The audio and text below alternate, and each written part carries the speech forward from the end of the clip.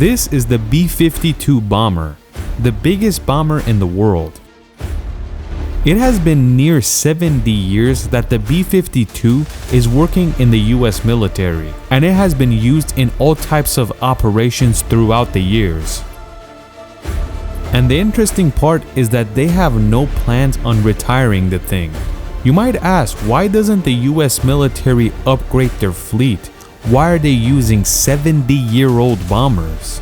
The short answer is that they don't really need it. First of all, the Cold War is over, and they already have all types of bombers they need, like the B-2 stealth bomber or the B-21 Raider that's coming out, and it's meant to replace the B-2. But between all these bombers, there's one bomber that people don't really talk about. Even though it has been around for nearly 50 years, not a lot of people mention it when they're talking about bombers. We are talking about the B-1 Lancer.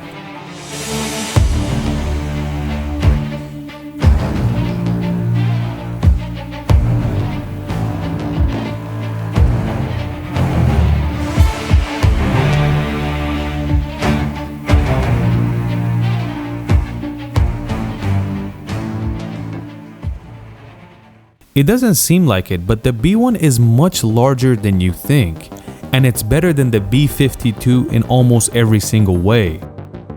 The reason the B-1 was ordered by the US military is because they needed an airplane that could drop a bomb on USSR land. At that time, even though the B-52 was only 20 years old, they wouldn't trust it to fly all the way out there. It was too slow and it could get shot down very easily. If you've seen our video about the XB-70 bomber, you'll know that this airplane eventually failed and they gave up on the program.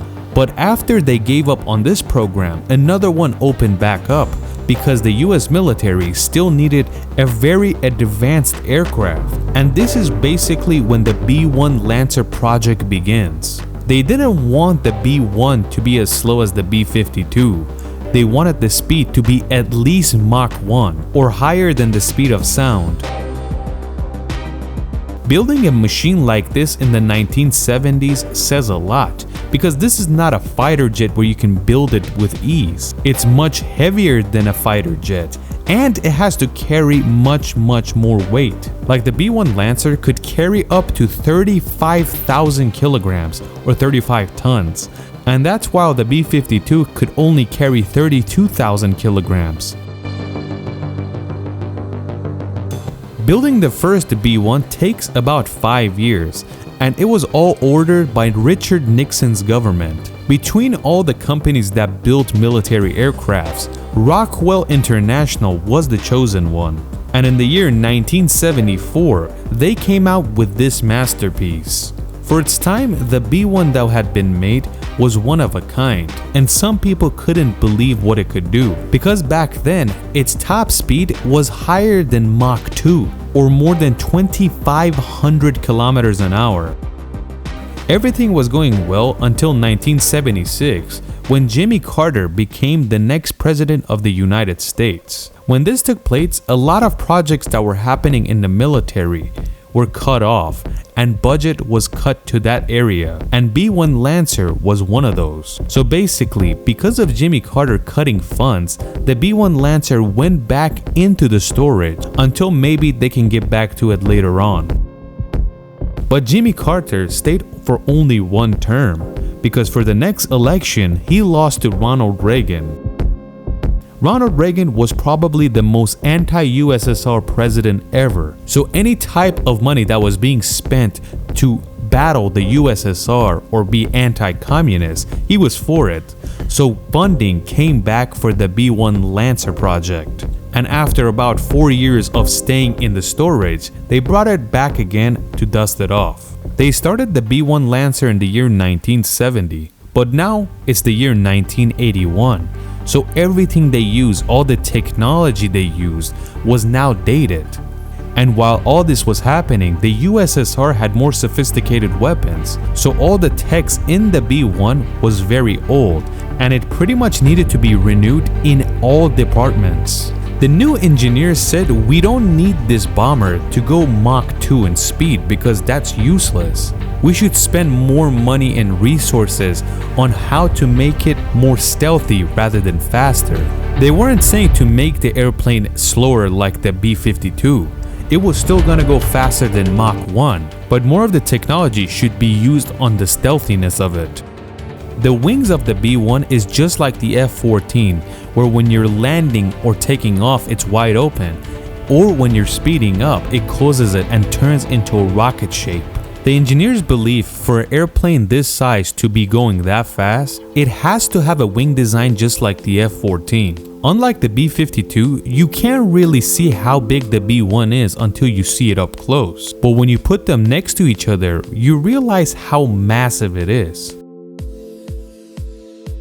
When you put B-52 and the B-1 together, the B-52 is just wider, but in terms of length, they're very similar.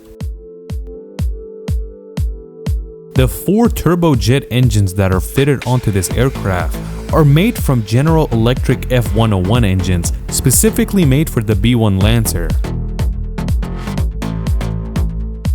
Just like we said, the number one reason for the B-1 Lancer to be made was to drop nuclear weapons on the USSR. You might not believe it, but the B-1 Lancer could carry 24 nuclear bombs. And it's interesting to know that the B-52 could only carry 8.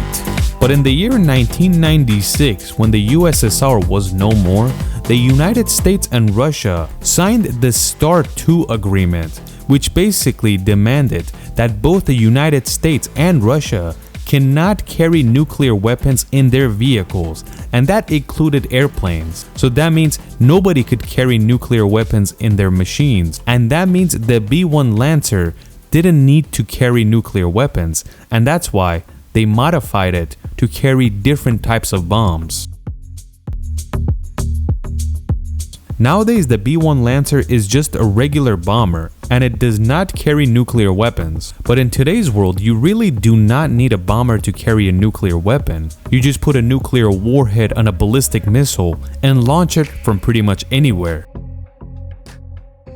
So this massive aircraft that has billions of dollars of engineering into it is only gonna carry regular bombs?